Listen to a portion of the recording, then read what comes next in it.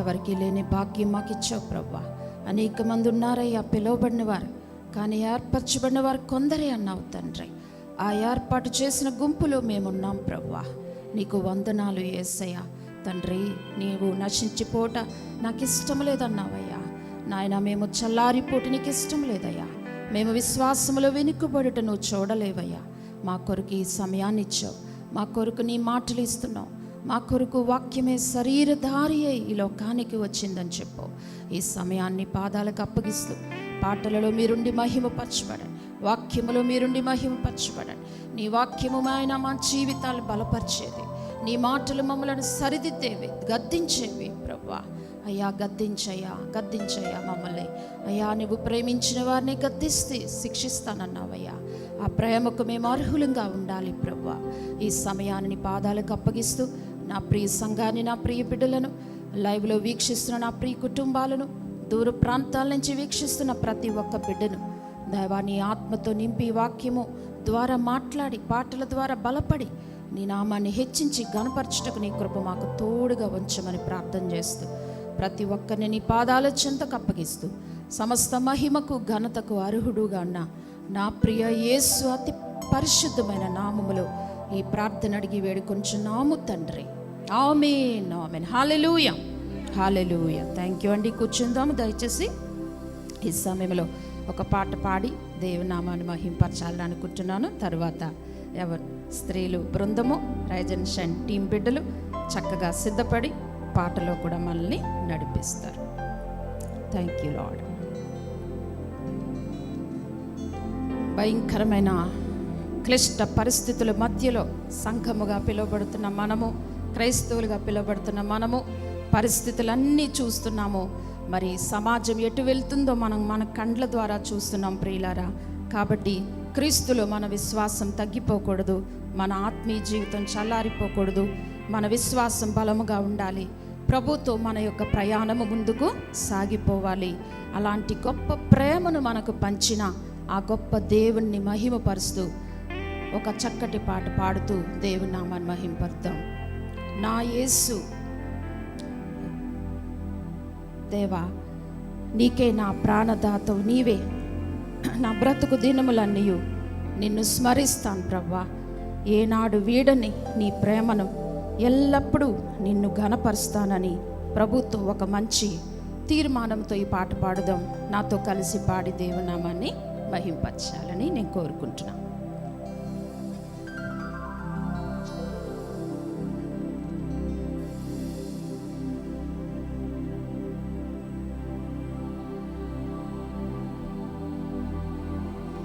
నా యేసునాథ నీవే, నా ప్రాణదాత నీవే. నీ ప్రేమ చాలు నాకు, నా దాగు చోటు నీవే యేసయ్యా. నా దాగు చోటు నీవే యేసయ్యా. నా జీవితాంతము నిన్నే స్తుతింతును,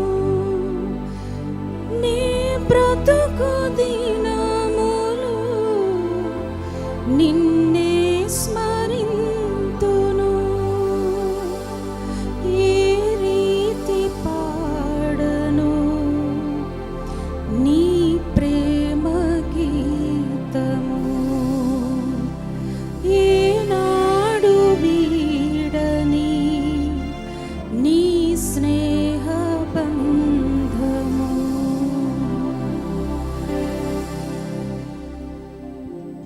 అవునేసయ్యా,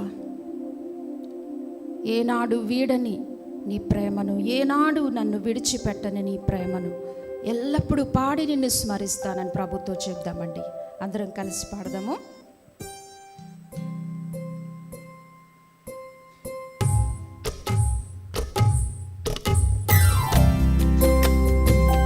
థ్యాంక్ యూ లార్డ్.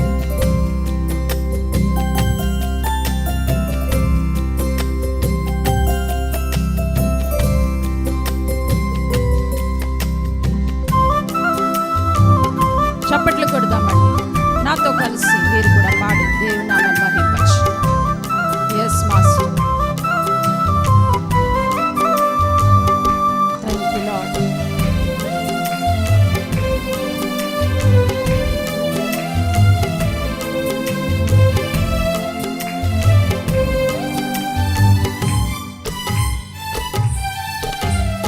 యేసునాథ నీవే, నా ప్రాణదాత నీవే, నీ ప్రేమ చాలు నాకు, నా దాగు చోటు నీవే యేసయ్యా,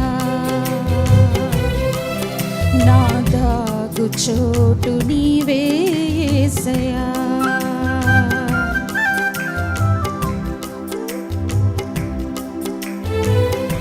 నా జీవితాంతము నిన్నే స్తుతింతును, నీ బ్రతుకు దినములు నిన్నే స్మరింతును. ఏ రీతి పాడను నీ ప్రేమ గీతము, ఏనాడు వీడని నీ స్నేహ బంధము. నా యేసునాథ నీవే, నా ప్రాణదాత నీవే, నీ ప్రేమ చాలు నాకు, నా దాగు చోటు నీవే యేసయ్యా, నా దాగు చోటు నీవే యేసయ్యా. Yes master. నా దాగు చోటు నీవే ప్రభువా. అనుక్షణము నిన్ను స్తుతించుటకు నా కొరకు ఈ లోకానికి వచ్చిన గొప్ప దేవుడు నీవే ప్రభువా.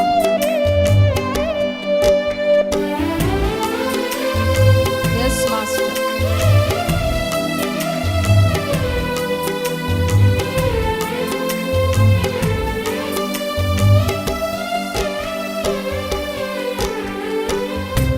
ప్రభు యేసు దైవమా, చిరకాల స్నేహమా, నీలో నిరీక్షణే బలమైనది.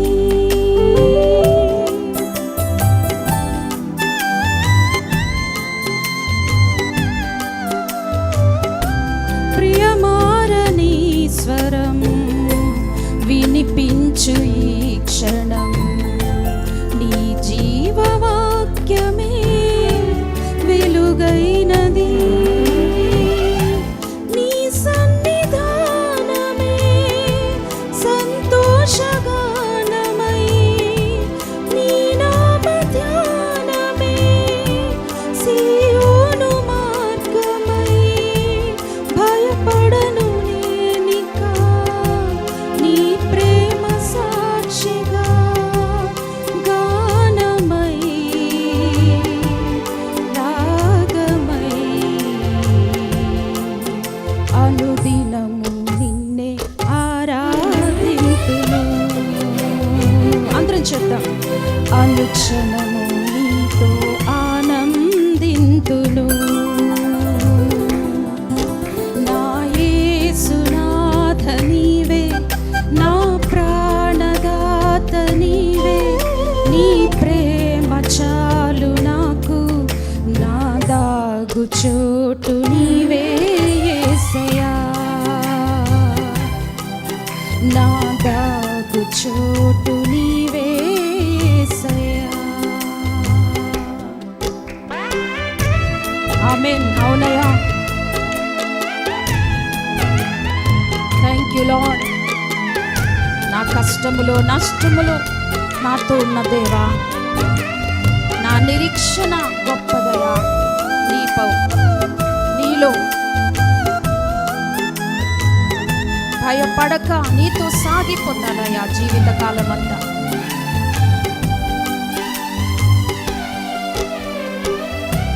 కొనియాడి పాడనా, మనసార వేడనా, నీ ప్రేమ మాటలే విలువైనవి.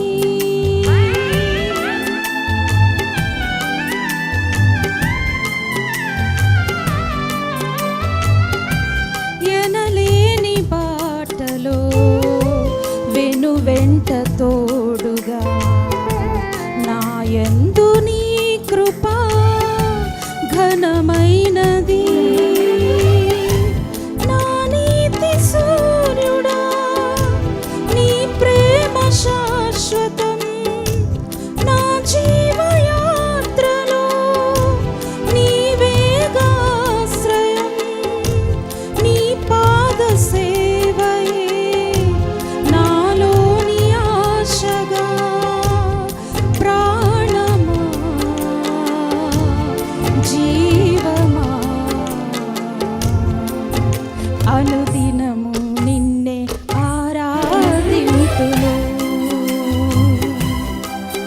కలకాలం నీతో ఆనందింతును.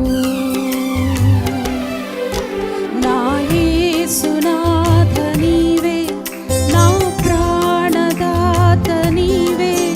నీ ప్రేమ చాలు నాకు, నా దాగు చోటు నీవే యేసయ్యా. అవునయ్యా, నా దాగు చోటు నీవే యేసయ్యా.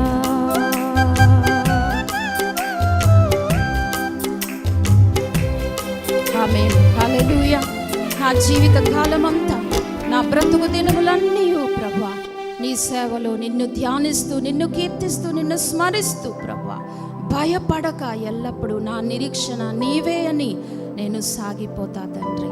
దేవుని నామానికి మహిమ కలుగునుగాక. హల్లెలూయా.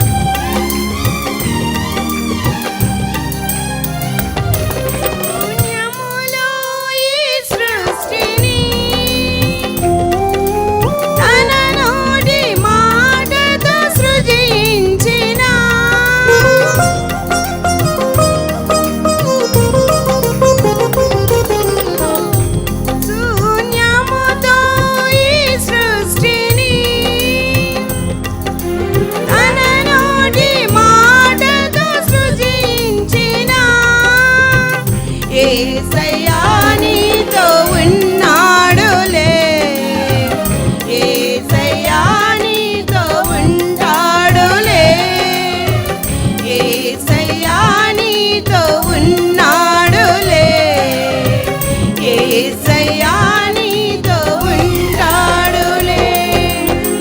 కలవరమెందుకు కలత చెందకు, కలవరమెందుకు కలత చెందకు.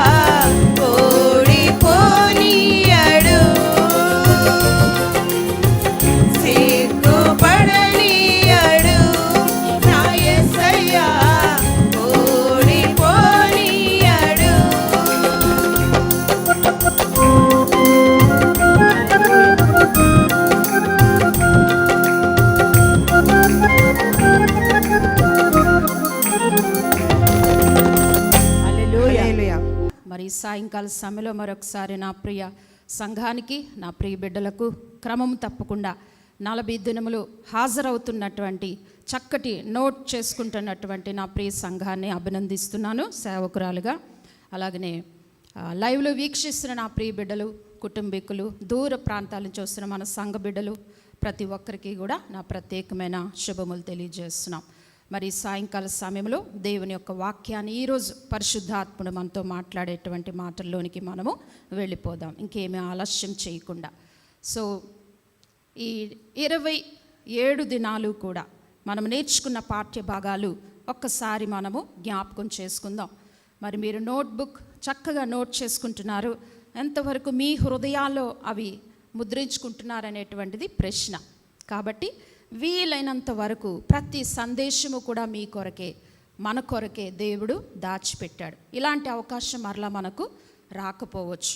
కాబట్టి ఇచ్చిన అవకాశాన్ని మనం చక్కగా సద్వినియోగం పరచుకొని ప్రతి మన హృదయం దాచుకుంటే it's wonderful blessing in our lives అండి. మన జీవితాలకి అది గొప్ప ఆశీర్వాదాన్ని ఇస్తుంది. కాబట్టి హృదయం వాక్యం లేకపోతే ఏముంది? వాడు మన జీవితాల్ని ఈజీగా వాడు మరి మనలను ట్రాప్ చేస్తాడు, ఈజీగా మన విశ్వాసాన్ని దొంగిలిస్తాడు, ఈజీగా మనల్ని సమస్యల్లో పడేస్తాడు ప్రియులారా. కాబట్టి దేవుని వాక్యానికి ఉన్నటువంటి శక్తి మరి దేనికి కూడా లేదు ప్రియమైనటువంటి దేవుని బిడ్డలారా. ఎందుకునంటే వాక్యమే శరీరధారిగా ఈ లోకానికి వచ్చేసింది.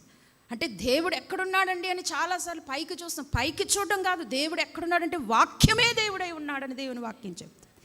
కాబట్టి వాక్యం చదువుతున్నప్పుడు కొంచెం దగ్గర పెట్టుకొని వాక్యమే దేవుడై ఉన్నాడు కాబట్టి ఆ వాక్యాన్ని చదువుతున్నప్పుడు ఆ వాక్యం మన హృదయంలో భద్రం చేసుకోవాలి ప్రియులారా. కాబట్టి వాక్యం దేవుడై ఉన్నాడు కాబట్టి ఆ వాక్యాన్ని చదవనివ్వకుండా చేస్తాడు. ఎవడు వాడు? సాతానుగాడు అన్నమాట.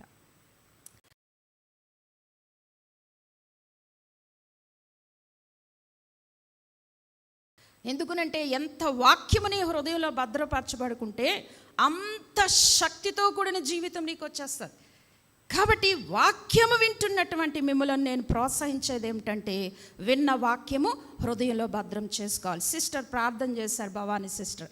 చాలా సందర్భాల్లో సిస్టర్ ప్రార్థన చేస్తున్నప్పుడు నేను గమనిస్తూ ఉంటాను. సో ఈరోజు ప్రార్థన చాలా చక్కగా చేశారు.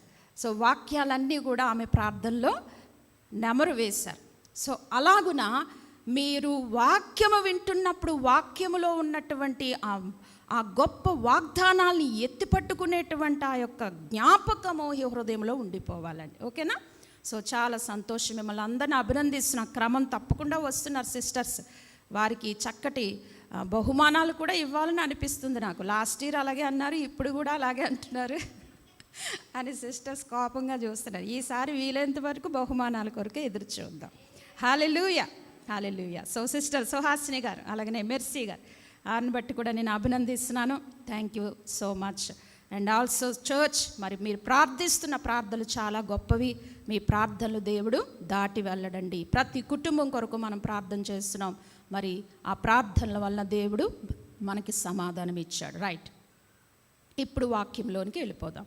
సో 28వ శిలువ ధ్యానంలోనికి మనం ప్రవేశించాం. సో గడిచినటువంటి దినాన్ని మనం నేర్చుకున్నటువంటి పాఠ్య భాగాలు, సో పశ్చాత్తాపము, పరివర్తన, మారు మనస్సు, పరిశుద్ధాత్మ గురించి తెలుసుకున్నాం, నింపుదల, భాషలు, విజ్ఞాపన, మూలుగులతో ప్రార్థన, సర్వసత్యములోనికి మనల్ని నడిపిస్తాడు పరిశుద్ధాత్ముడు. పరిశుద్ధాత్ముడు లేకపోతే నీ పాపాలను నీవే ఒప్పింప చేసుకోలేవు. ఎందుకనంటే నీ పాపాలు నువ్వు ఒప్పుకోలేవు. ఎవరు ఒప్పింప చేస్తాడు? పరిశుద్ధాత్మతో నువ్వు నింపబడితే పరిశుద్ధాత్ముడు నీలోనికి వచ్చి నీ పాపాలని గుర్తు చేస్తాడు. గుర్తు చేసి ఒప్పింపజేసి, నువ్వు పాపివయ్యా, ఈ పాపం చేసో ఒప్పుకో అని చెప్తాడు దేవుడు. కాబట్టి పరిశుద్ధాత్ముడు అనే వాని యొక్క పాత్ర ఒక విశ్వాసికి చాలా చాలా ప్రాముఖ్యమనేటువంటి విషయాన్ని మనం గుర్తించేసుకున్నాం. అలాగనే విసుకక ప్రార్థన చేయటం ఎలాంటిదో చూసాం. ఎల్లప్పుడూ ప్రార్థన చేసే క్యారెక్టర్స్ చూసాం. అలాగనే ఓర్పుతో కన్నీటితో ప్రార్థన చేసిన హన్నా జీవితాన్ని చూసేసాం. అన్నీ చూస్తున్నాం, కానీ మన జీవితంలో ఉన్నాయా అవి కూడా ప్రశ్న వేసుకోవాలి. అవును ప్రవ్వా, నాలో కన్నీటి ప్రార్థన ఉందా? నాలో ఎల్లప్పుడూ చేసే ప్రార్థన ఉందా? నన్ను క్షమించయ్యా, మరలా నేను అలా జీవిస్తానని మనం తెలుసుకోవాలి. రైట్, మరొక అంశాన్ని మనం గడిచిన దినాన్ని చూసాం. సో ఏమిటంటే, ఒక విశ్వాసికి ఏమి ఉన్నది అని మనం చూసామంటే జర్నీ ఉన్నది అని మనం చూసాం. అంటే విశ్వాసికి విశ్వాస ప్రయాణము ఉన్నది. ఎంతకాలం అండి అంటే, ఈ భూమి మీద నీవు ఎంతకాలం జీవిస్తావో అంతవరకు కూడా నువ్వు విశ్వాస ప్రయాణంలో ముందుకు వెళ్ళిపోవాలి. ఎలా వెళ్ళిపోవాలి అండి అని మనం చూసాం. ఎలా వెళ్ళాలి, ఎవరు నడిపిస్తారో మనం చూసాం. ఎవరంటే, మన విశ్వాసానికి ఒక కర్త ఉన్నాడు. ఎవరంటే ఆయన యేసుక్రీస్తు వారు. ఆయన వైపు చూస్తూ నీ విశ్వాస ప్రయాణంలో నువ్వు ముందుకు వెళ్ళిపోవాలి. మరి ఎలా వెళ్ళిపోతానండి? చాలా కష్టాలు, ఒడిదుడుకులు, రెడ్ సిగ్నల్ వస్తున్నాయంటే నువ్వు కర్త వైపు చూస్తే సిగ్నల్ ఏముంది? ఆ సిగ్నల్ని దేవుడు గ్రీన్ సిగ్నల్గా మార్చేస్తాడు. కాబట్టి ప్రభువు వైపు చూస్తే నీ విశ్వాస ప్రయాణం చక్కగా ముందుకు వెళ్ళిపోతుంది అని మనం చూసాం. సో ఈ విశ్వాస ప్రయాణం ఎలాంటిదని భక్తుడు పౌలు చెప్తున్నాడు. లావణ్య సిస్టర్, పందెము లాంటిది అని చెప్పాడు. అంటే పోటీ అన్నమాట. మన విశ్వాస ప్రయాణం పోటీ లాంటిది. అంటే ఎవరో నీకంటే ముందు వచ్చేస్తున్నారు, ఎవరో నీ కోసం ముందుగా పరిగెట్టిస్తున్నారు, కాబట్టి నీవు ఆ పోటీలో ఉన్నావు అన్నమాట. విశ్వాస జీవితం అంటే రన్నింగ్ రేస్ అని అపోస్తలుడైన పౌలు మనకు చెప్పటం చూసాం. సో మరొక సందర్భంలో ఏం చెప్తాడంటే వార్ ఫీల్డ్ అని చెప్తాడు, యుద్ధ రంగము అని చెప్తాడు. అది ఎప్పుడు అంటే విశ్వాసికి సాతానుతో గొప్ప వార్ ఉందన్నమాట. మనం జీవిస్తున్న జీవితంలో, ఈ ప్రయాణంలో సాతానుతో కూడా నువ్వు పోరాడాలి అంటే నీవు ఒక వారియర్ అని అపోస్తలుడైన పౌలు చెప్పాడు. నీవు వారియర్ అయినప్పుడు నీ ఉన్నటువంటి ఈ యొక్క విశ్వాస ప్రయాణము, ఈ భూమి ఎలాంటిదంటే యుద్ధ భూమి అని అన్నాడు అన్నమాట. యుద్ధ భూమిలో నీవు ఒక సైనికుడువు అని చెప్తూ ఉన్నాడు అనమాట. సైనికుడు ఎవడు కూడా నాకేమీ అవధలే అని సోఫా మీద కాలేసి కూర్చోడు. సైనికుడు ఏం చేస్తాడంటే, విశ్వాసంలో నేను ముందుకెళ్ళిపోవాలంటే, సాతానుతో పోరాలంటే యామాహిమితో విషయం కాబట్టి విశ్వాసం అనే డాలు కట్టుకోవాలి. మరి ఇంకేమిటంటే పరిశుద్ధత, అలాగే రక్షణ అనే శిరస్నానం కట్టుకోవాలి, నడుముకు సత్యం అనే దట్టి కట్టుకోవాలని అపోస్తలుడైన పౌలు అపవాదిని ఎదిరించాలంటే చాలా ఆషామాషి విషయము కాదు. అపవాదిని ఎదిరించాలంటే నీవు సర్వాంగ కవచమును ధరించుకోవాలని అపోస్తలుడైన పౌలు చెప్పడం మనం చూస్తున్నాం ఎఫెసీయులకు రాసిన పత్రిక 6వ అధ్యాయం. కాబట్టి పరుగు పందెము ఉంది, అలాగే యుద్ధ రంగము కూడా మనకి ఉన్నదనే సత్యాన్ని విశ్వాసి మర్చిపోకూడదు. ఇప్పుడు మనం పరుగు పందెములో ఉన్నాం కాబట్టి ఈ పరుగు పందెములో కర్త అయిన యేసు వైపు చూస్తూ నీవు ముందుకు నడుచుకుని వెళ్ళిపో అని అపోస్తలుడైన పౌలు మనకి చెప్పడం మనం చూసాం.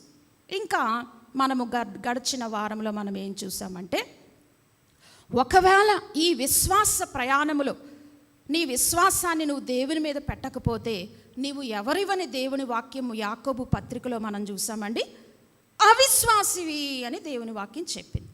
ఈ అవిశ్వాసి ఎలాంటి వాడంటే ప్రతిదానికి సందేహిస్తాడు, ఏది కూడా నమ్మడు, కొంచెం నమ్ముతాడు, కొంచెం సందేహిస్తాడు. కాబట్టి అలాంటి వాడు ఎవడో అని చెప్పాడు. ఎలాంటి వాడని చెప్పాడండి, ఎగిరిపడేటువంటి సముద్ర తరంగమును నువ్వు పోలి ఉన్నావు నువ్వు సందేహిస్తుంటే అని చెప్పాడు.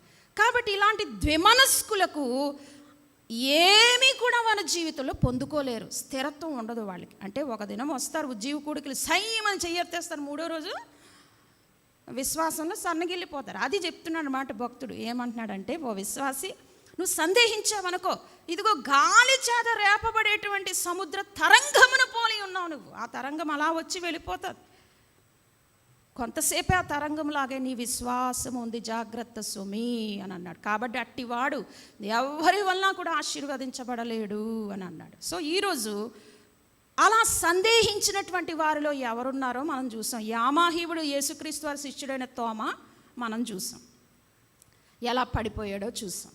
అప్పుడు యేసుక్రీస్తు వారు మరలా వచ్చి, ఏంటి మరణించి తిరిగి లేచిన తర్వాత యేసుక్రీస్తు వారు రెండవసారి వచ్చి ప్రత్యక్షమై, తోమా ఎందుకయ్యా భయపడుతున్నావు, ఎందుకు అవిశ్వాసపడుతున్నావు, రా వచ్చి చూడు, గాయాలు చూడు, చేయి పెట్టు, ఇదిగో నేను ఇక్కడే ఉన్నారా అంటే అప్పుడు సిగ్గుపడి, ప్రభువా నన్ను క్షమిస్తావా అని అనుకున్నాడు. అప్పుడు యేసుక్రీస్తు వారు, నువ్వు అవిశ్వాసి కాక విశ్వాసిగా ఉండయ్యా, విశ్వాసిగా ఉండు, అవిశ్వాసం ఎందుకు పడతావు, భయపడతావు ఎందుకు, విశ్వాసిగా ఉండంటే అలాంటి తోమా ఈ భారతదేశానికి వచ్చాడు. ప్రియమైనటువంటి దేవుని బిడ్డలారా, వావ్ వండర్ఫుల్.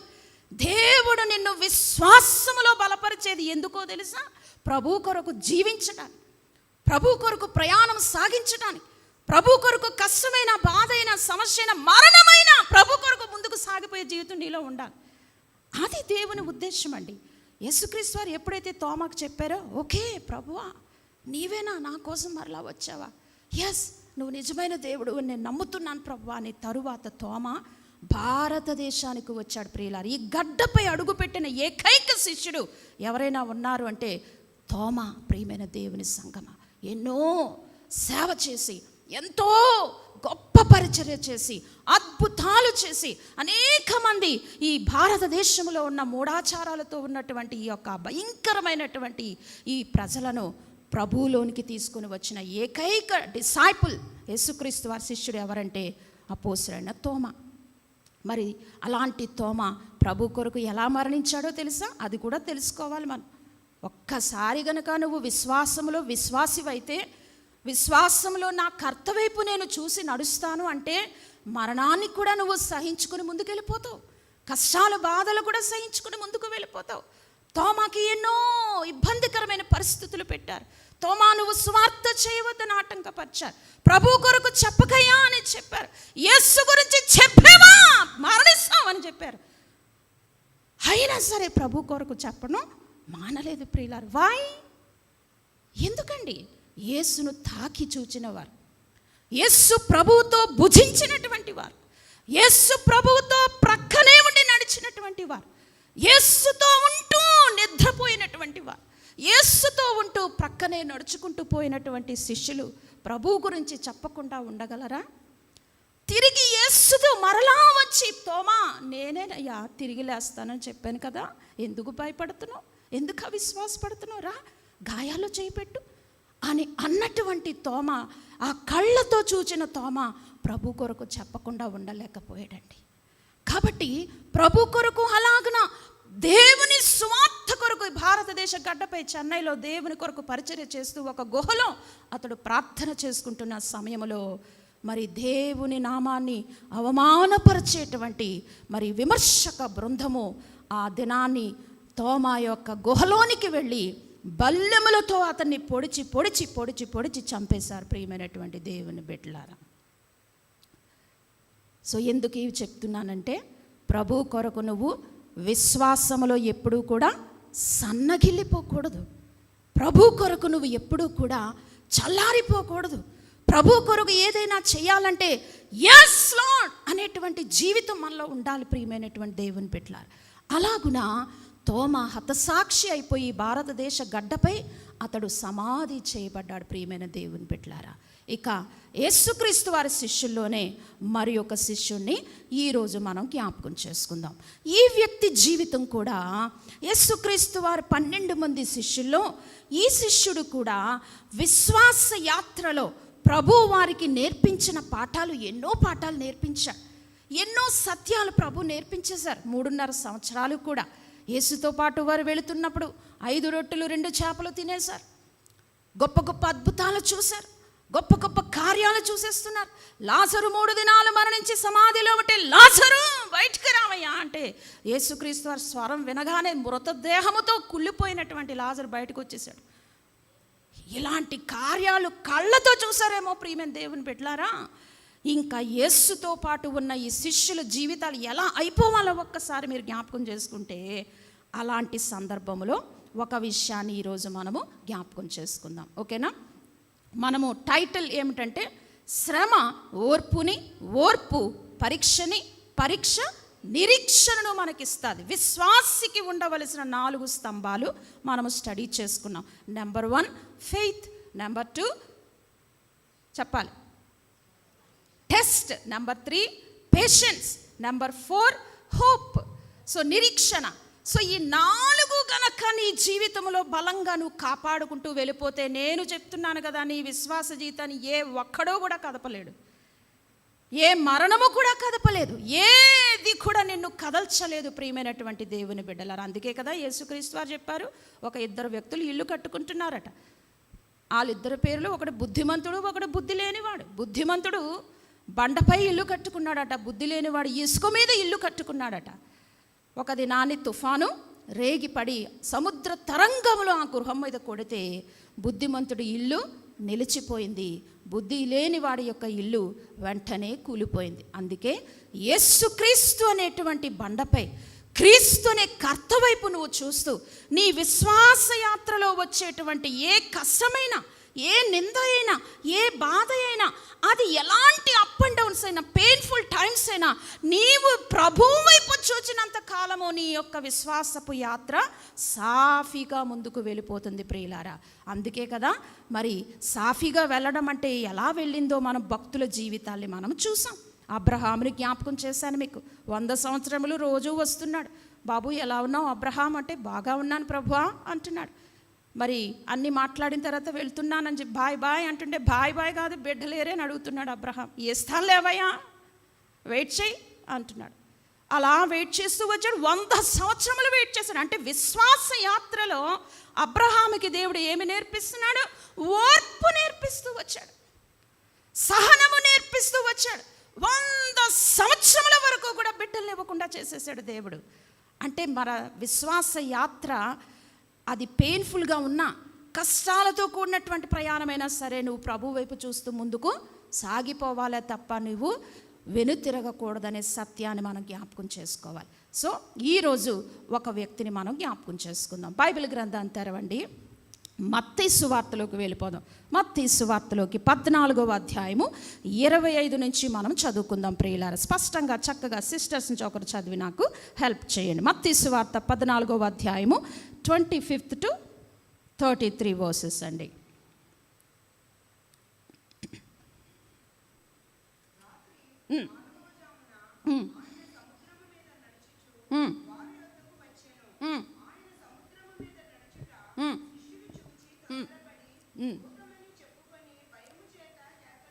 కేకలు వేసిరి. వెంటనే యేసు ధైర్యము తెచ్చుకొనుడి, నేనే, భయపడకుడి వారితో చెప్పగా, పేతురు, ప్రభువా నీవే అయితే నీళ్ళ మీద నడచి నీ యొద్దకు వచ్చుటకు నాకు సెలవిమ్మని ఆయనతో నేను. చాలు ప్రియమైనటువంటి దేవుని బిడ్డలారా, హల్లెలూయా, హల్లెలూయా. ఈరోజు మనం స్టడీ చేస్తున్నటువంటి మరి ఒక శిష్యుడు ఎవరంటే పేతురు జీవితంలో నుంచి కొన్ని విషయాలు మనం నేర్చుకుందాం. మొన్నటి దినాన్ని యేసుక్రీస్తుతో 33.5 సంవత్సరములు కంటితో చూచి తాకి తిని నిద్రించినటువంటి యామాహీములైనటువంటి శిష్యులైనటువంటి వారిలో తోమాని దేవుడు తన విశ్వాసాన్ని ఎలా బలహీనపడిపోయిన విశ్వాసాన్ని ఎలా బలపరిచారో చూసాం. సో ఇప్పుడు కూడా పేతురు అనేటువంటి ఈ వ్యక్తి జీవితంలో దేవుడు ఎలాగున బలపరుస్తున్నాడో మనము స్టడీ చేద్దాం. సో విశ్వాసులమైన మన జీవితంలో చాలాసార్లు మనం పడిపోతుంటాం, మరలా లేస్తుంటాం, పడిపోతుంటూ లేస్తుంటాం. అయితే దేవుడు మన జీవితంలో కోరుకునేది ఏమిటంటే నీవు నీ విశ్వాసాన్ని నువ్వు బలంగా నువ్వు కాపాడుకోవాలి. నీ విశ్వాస పరుగులో నువ్వు ఓడిపోకూడదు. అది దేవుడు మన జీవితంలో కోరేదనమాట. పడిపోవడం కాదు, అంటే ఓడిపోవద్దు నా ప్రియ బిడ్డ, ఓడిపోకు నా ప్రియ బిడ్డ అంటున్నాడు. అవి ఆర్థిక సమస్యలు అవ్వచ్చు, కష్టాలు అవ్వచ్చు, క్యాన్సర్ వచ్చిందని అనవచ్చు నిన్ను, లేకపోతే నీకు మరొక వ్యాధి వచ్చిందమ్మా అని డాక్టర్ చెప్పచ్చు. కానీ మన దేవునికి అసాధ్యమైనది ఏది లేదు. క్యాన్సర్ వస్తే దేవుడు మన దేవుడు కాదా? వ్యాధి వస్తే మన దేవుడు కాదా?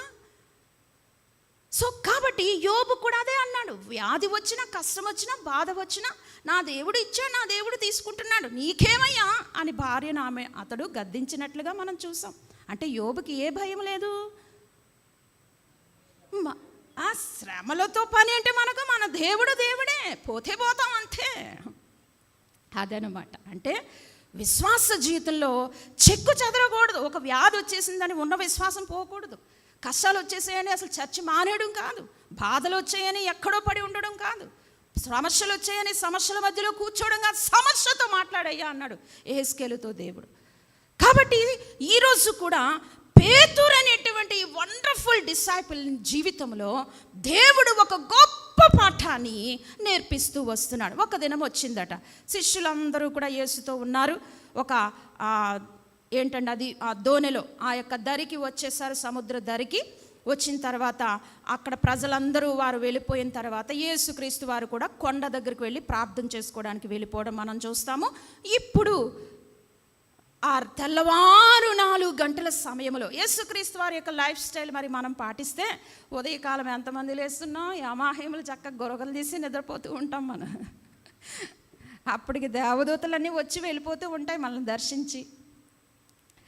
సో 4 గంటలకే వేకువనే చీకటితోనే లేచి ప్రార్థన చేసేటువంటి వండర్ఫుల్ లైఫ్ స్టైల్ మన యేసుక్రీస్తు వారిది. సో ఇక్కడ కూడా తెల్లవారి 4 గంటల సమయంలో యేసుక్రీస్తు వారు ఎక్కడి నుంచి వచ్చేస్తున్నారట సిస్టర్స్? సముద్రం మీద నడుచుకుంటూ వచ్చేస్తూ ఉన్నారట, సముద్రం మీద. ఇక్కడ పర్టికులర్గా ఈ సందర్భంలో మనం చూస్తే యేసుక్రీస్తు వారు ఎందుకని ఎప్పుడూ చేయలేనటువంటి పని ఈ సందర్భంలో చేస్తూ ఉన్నారు కదా. ఎలాగైనా సరే ఈ శిష్యుల్ని నేను వాళ్ళ యొక్క విశ్వాసాన్ని బలపరచాలి, లేకపోతే వాళ్ళకి నా మహిమ తెలియజేయాలి, లేకపోతే వాళ్ళు ఇంకా బలపడాలనేది యేసుక్రీస్తు వారి యొక్క తపనంతా కూడా. మరి సేవకులమైన మా తపన కూడా అదే. మిమ్మల్ని అందరినీ శ్రమ పెట్టి ఇబ్బంది పెట్టేది, ఇలా రండి రండి అని చెప్పేది దేనికంటే మీరు ఆత్మీయంగా కొన్ని విషయాలు తెలుసుకుంటారని, దేవుని మాటలు నేర్చుకుంటారని. సో ఇక్కడ కూడా యేసుక్రీస్తు వారు ఆ దినాన్ని ఏం చేశారంటే తెల్లవారు 4 గంటల సమయంలో సముద్రం మీద నడుచుకుంటూ వచ్చేస్తూ ఉన్నారట. ఈలోగా యామాహీములు నిద్రపోతూ ఉన్నారు పాపం. నిద్రపోతున్న సమయంలో ఏమైంది సిస్టర్? చదవండి ఇప్పుడు అక్కడి నుంచి. ఆయన సముద్రం మీద నడుచుట శిష్యులు చూచి తొందరపడి భూతమని చెప్పుకొని. చాలు ప్రియమైనటువంటి దేవుని బిడ్డలు, ఎప్పుడూ కూడా నడవలేదు యేసుక్రీస్తు వారు ఆయన యొక్క లైఫ్ స్టైల్లో. ఇదే ఫస్ట్ టైం నడవటం అనమాట. సో అద్భుతాలు చూసేశారు. 5 రొట్టెలు 2 చేపలు ఇస్తుంటే తినేశారు, చాలా బాగుంది. నాజరు బ్రతికేశాడు, చాలా బాగుంది, వందనాలు చెప్పుకున్నారు. అలాగే ద్రాక్షారసం అయిపోతే ద్రాక్షారసం, నీటిని ద్రాక్షారసంగా చేసేసారు, హ్యాపీ. హ్యాపీగా ఉన్నారు శిష్యులు, యామాహేముల బృందం అంతా. కానీ ఒక దినం వచ్చేసింది, సముద్రం మీద తెల్లటి వస్త్రాలతో ప్రభు సముద్రం మీద నడుచుకుంటూ వచ్చేస్తుంటే మరి నీవు నేను ఉంటే ఏమనుకుంటా? యేసుక్రీస్తు వారు కాదు ఈయన. తప్పనిసరిగా ఏదో ఒక భూతం. ఆ దినాల్లో కూడా భూతాలు ఉన్నాయి చూడండి. ఇది భూతమే అని ఒకరికొకరు మాట్లాడేసుకుంటూ ఉన్నారట ప్రియమైనటువంటి దేవుని బిడ్డలారా. ఇప్పుడు చూద్దాం, అలా మాట్లాడుకొని భయపడిపోతూ ఉన్నారు. భయపడిపోతున్న సమయంలో ఒక సందర్భం అక్కడ మనం చూస్తాం. చదవండి సిస్టర్. వెంటనే యేసుక్రీస్తు వారు ధైర్యం తెచ్చుకోండి రా బాబు అనేసారట. నేనే, భయపడకుడి అని వారితో చెప్పగా, అప్పటి వరకు వాళ్ళు ఎప్పుడు కూడా చూడలేనటువంటి పని చేశారు యేసుక్రీస్తు కాబట్టి భయపడిపోయారు. సర్వసాధారణమే, ఎవరన్నా భయపడిపోతాం. చీకట్లో ఏదైనా తెల్లగా కనబడితేనే భయపడిపోతాం మనం. ఇంకా సముద్రం మీద వాడు తెల్లగా కనబడితే ఎందుకు భయపడం? బ్రహ్మాండం భయపడిపోయారు వీళ్ళు. భయపడిపోతుంటే యేసుక్రీస్తు వారు నేనే, భయపడకండి అంటే అప్పుడు వీడికి చటుక్కున గుండెల్లో ఉన్న భయం అంతా పోయిందని, అమ్మయ్యా ఎంత బాగుంది, యేసుక్రీస్తు వారి స్వరమే ఇది అని గుర్తుపట్టేశారు. గుర్తుపట్టి కొంచెం నెమ్మలించబడ్డారు. అమ్మయ్యా ప్రభువేలే, దయ్యం కాదట్లే అనుకున్నారు. అనుకున్న తర్వాత కాముగా ఉండొచ్చు కదా. ఏమైందో చూడండి. ఇప్పుడు చదవండి సిస్టర్. పేతురు, ప్రభువా నీవే అయితే నీళ్ల మీద నడిచి నీ యొద్దకు వచ్చుటకు నాకు సెలవిమ్మని ఆయనతో అనిరి. చాలు ప్రియమైనటువంటి దేవుని బిడ్డలారా. హల్లెలూయా, హల్లెలూయా. ఎవ్వరికీ లేనటువంటి కోరిక, ఆకాంక్ష, ఆశ పేతురు గారికి ఎందుకు వచ్చిందండి బ్రదర్ ఎజ్రా గారు?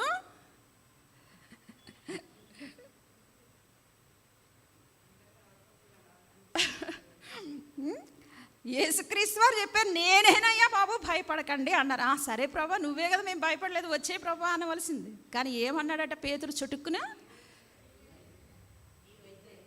నీవే అయితే. అక్కడ తోమా కూడా ఏమన్నాడు?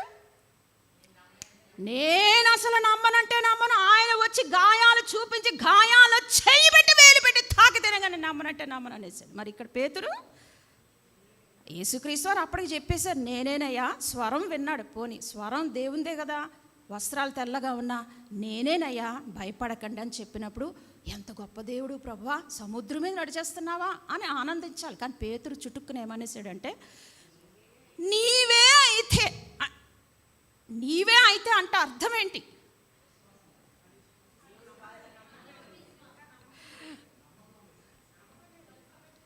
అంటే ఇంకా కన్ఫర్మేషన్ రాలేదు. కరెక్ట్గా చెప్పాను.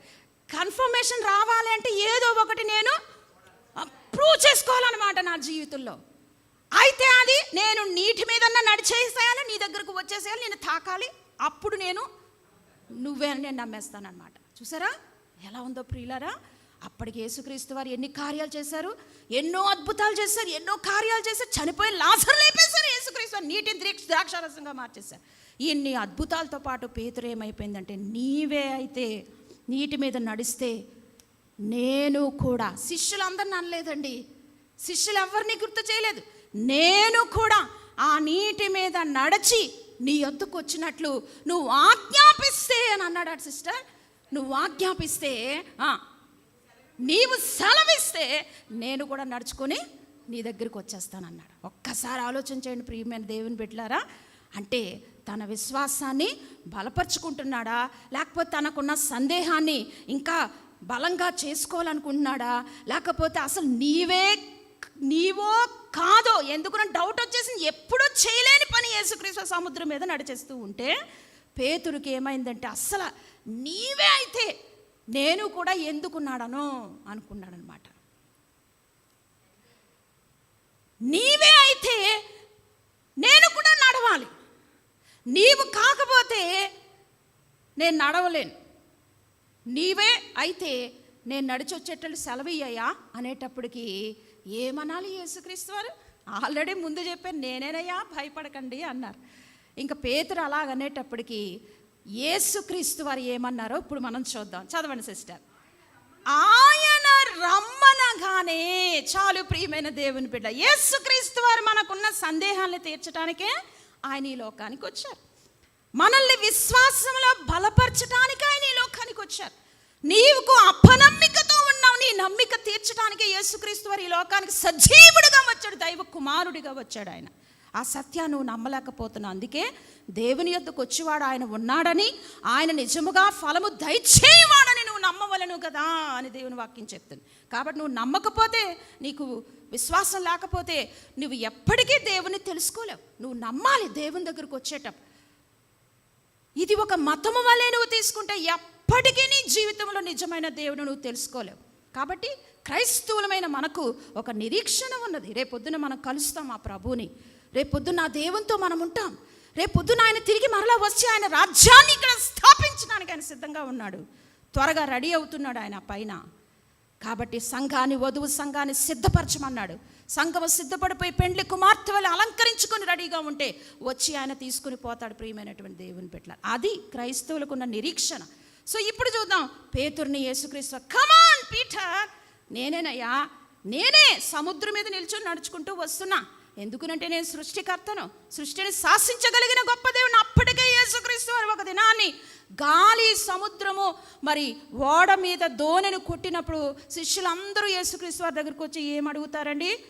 యేసయ్యా, మీరు నశించిపోతున్నావు, నీకు నిద్రపోతున్నావేంటి, లే అని అడిగితే యేసుక్రీస్తు వారు అప్పుడు ఏమంటారు? సిస్టర్, అల్ప విశ్వాసులారా, ఎందుకైనా భయపడుతున్నారు అని గాలిని, నీటిని ఆయన గద్దించినట్లుగా దేవుని వాక్యంలో మనం చూస్తాం. అది కూడా చూసేశారు వీళ్ళు. గాలి, నీటిని కూడా గద్దించాడు ఆయన సృష్టికర్త. కాబట్టి ఇప్పుడు ఆయన సముద్రం మీద నడుచుకుంటూ వస్తుంటే సీన్ వెరైటీగా ఉంది. సీన్, ఆ పిక్చర్ వెరైటీగా కనిపించింది శిష్యులందరికీ కూడా. గుండె గుబేలమందనమాట ఒక్కసారి అందరికీ. వెంటనే పీటర్ అన్నాడట, ప్రభువా నీవైతే నేను కూడా వస్తా అన్నాడు. సూపర్, మంచి డిసైర్ వచ్చేసిందండి పేతురికి. నీవే అయితే నేను కూడా వస్తాను అంటే కొంత అపనమ్మిక, కొంత ఏమో ఇంకా అతనికి కన్ఫర్మేషన్ రాలేదు సిస్టర్ అన్నట్టుగా. ఇంకా అతనికి నీవైతే నేను కూడా నడిచేస్తాను, అది అతని విశ్వాసం అనమాట. అది అతని విశ్వాసం. అంటే నడిస్తేనే అతని విశ్వాసం. దేవుడు రమ్మన్నాడు, వచ్చేయమన్నాడు. దేవుడు వచ్చేయమన్న తర్వాత ఏం చేయాలి? నయోమి సిస్టర్ రా, కమాన్ పీటర్ అనగానే అబ్బాయి ఎంత బాగుంది, బ్రహ్మాండమైన వండర్ఫుల్ బంపర్ ఆఫర్ అనుకొని ఏం చేయాలి? పీటర్ సముద్రం మీద అడుగు పెట్టేటప్పటికి ఇంకా యేసు వైపు చూసుకొని నడుచుకొని వెళ్ళిపోవాలి. కానీ ఏం చేశాడంటే, ఆ ఆశ అయితే ఉంది, బ్రహ్మాండంగా ప్రూవ్ చేసేసుకుందాం అనుకున్నాడు. డిసాపిల్ అందరికంటే ఇతను వెరైటీగా ఆలోచించాడు. నేను కూడా నడుస్తాను ప్రభా, నీవే అయితే ఆజ్ఞాపియ్యాయి అంటే సెలవిచ్చేశాడు ప్రభు దగ్గర నుంచి. ఎప్పుడు కూడా ఎస్, నువ్వు ఏది అడిగినా ఆయన ఇచ్చే దేవుడు, ఏది కోరినా ఆయన ఇచ్చే దేవుడు. అంటే ఇక్కడ ప్రభువుని పేతురు దేవుని చిత్తమా ఇది అడగటం?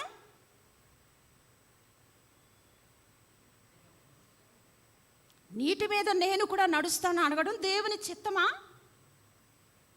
ఏనాన్నా ఏ హేలే అంటే ఎందుకు అడిగాడు? ఇది దేవుని చిత్తమా? ఇలాంటి ప్రార్థన దేవుడు వింటాడా? ఎస్.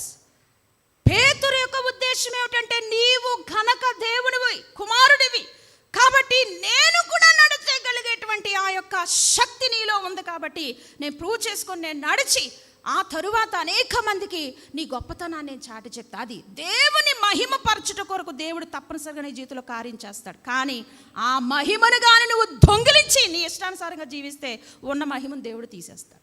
అది కూడా దేవుడు చేస్తాడు కదా. మరి ఈ దినాల్లో సేవకులు ఎలాగైపోయారు? వాళ్ళకి దేవుడిచ్చిన మహిమను వారికి వారు ఉపయోగించుకుంటున్నారు. దేవుడిచ్చిన వరములను వారు హైలైట్ చేసుకుంటున్నారు. దేవుడిచ్చిన ఘనత వారిని వారు పొగుడుకుంటున్నారు. కాబట్టి దేవుని యొక్క మహిమ అన్యజనుల దగ్గర అవమానపరచబడుతుంది. ప్రియులారా, ఎంతోమంది సేవకులను ఈ దినాల్లో విమర్శిస్తున్నారు. వాయ్, ఎందుకని? నీకు దేవుడిచ్చిన మహిమ, నీకు దేవుడిచ్చిన వరములు, నీకు దేవుడిచ్చిన కార్యాలు ఆయనను నువ్వు మహిమపరచడానికి, ఆయన గ్లోరీని ఇతరులకు నువ్వు చూపించడానికే తప్ప నీ కొరకు నువ్వు వాడుకున్నావా మాడి మటాష్ అయిపోతావు అనమాట. అది దేవుడు తప్పనిసరిగా మన జీవితంలో చెప్పాడు.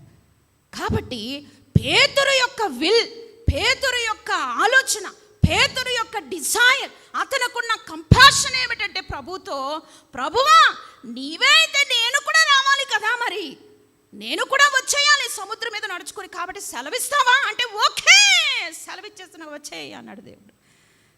వచ్చే అంటే ఇంకా పేతురు ఏం చేయాలి? మా షైని టప్పమని కాలు తీసి పరుగున యేసుక్రీస్తు అని చూసుకుంటే బ్రహ్మాండంగా వెళ్ళిపోమా. కానీ ఏమైంది సిస్టర్? అయితే పేతురు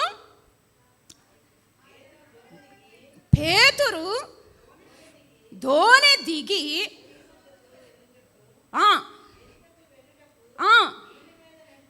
నీళ్ళ మీద నడిచెను గాని గాలిని చూచి భయపడి మునిగిపోసాగెను. చాలు ప్రియమైనటువంటి దేవుని బిడ్డలారా, చూద్దాం. దేవుడు రమ్మన్నాడు, ఓకే అన్నాడు. ఓకే అనేటువంటి సమాధానం ఆయన ఇచ్చేశాడు. ఇచ్చిన తర్వాత రావాల్సిన బాధ్యత ఎవరిది? పేతురుది. అలాగే దేవుడు కూడా రక్షణ నీకు ఇచ్చేశాడు, ఆశీర్వాదాలు నీకు ఇస్తున్నాడు, వాక్యాన్ని ఇస్తున్నాడు. శరీరధారిగా దేవుని వాక్యము ఈ భూమి మీదకి దిగివచ్చింది. లేఖనాలు, సత్యవేద గ్రంథాన్ని దేవుడు నీకు ఇచ్చాడు. అయినా సరే ఈ సత్యవేదాన్ని నువ్వు వెలికి తీయటం లేదు, ఈ గ్రంథాన్ని నువ్వు చదవటం లేదు, ఈ వాక్యాన్ని నువ్వు నెమరవేయటం లేదు, ఈ వాక్యములో ఉన్న విశ్వాసాన్ని నువ్వు చూడటం లేదు. అందుకే విశ్వాసంలో మునిగిపోతూ ఉన్నావు విశ్వాస జీవితంలో. ఇక్కడ పేతురు యేసుక్రీస్తు వారు ముందు నిలవబడ్డారు. కమాన్ పీటర్, వచ్చేసాయి నా దగ్గరికి, నువ్వు ప్రూవ్ చేసుకో నీ విశ్వాసాన్ని అంటే ఎంత సంతోషంగా నడుచుకొని వెళ్ళిపోవాలండి. ముందున యేసుక్రీస్తు వారు ఉంటే ఎంత చక్కగా నడిచి వెళ్ళిపోవాలి సిస్టర్స్. కానీ కొంత నడిచాడట ప్రియులారా, కొంత నడిచి గాలిని చూచి అని దేవుని వాక్యంలో మనం చూస్తున్నాం.